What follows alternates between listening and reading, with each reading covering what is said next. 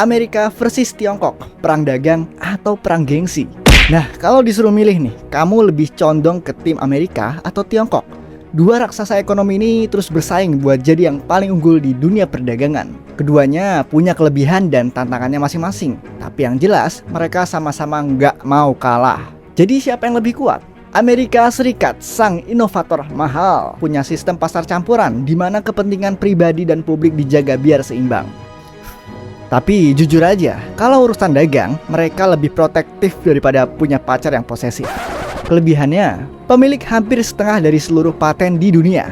Jadi kalau ada teknologi canggih yang baru keluar, kemungkinan besar itu milik mereka. Gede-gedean riset buat teknologi mutakhir. Makanya banyak produk premium yang lahir dari sana. Mulai dari gadget kece sampai obat-obatan. Mereka tuh protektif banget sama bisnis lokal. Mereka pasang tarif tinggi buat barang impor biar produk asing nggak gampang bersaing di pasar domestik mereka. Tantangannya, kesenjangan ekonomi makin lebar. Orang kaya makin kaya, orang miskin makin nyari diskonan.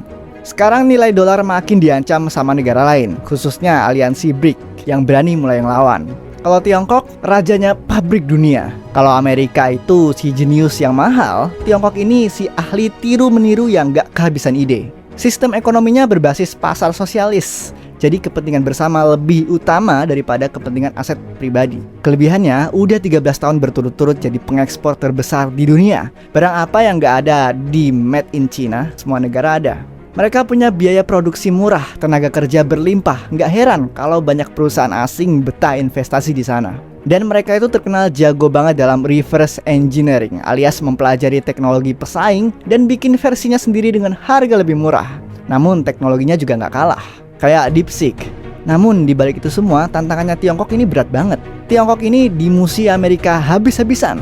Tarif impor ke barang Tiongkok makin tinggi, jadi ekspor ke AS makin susah. Daya beli masyarakatnya nggak sekuat yang dikira, terutama buat properti. Harga rumah di sana makin tinggi, tapi warganya malah makin malas untuk beli. Lalu Indonesia sendiri pilih siapa?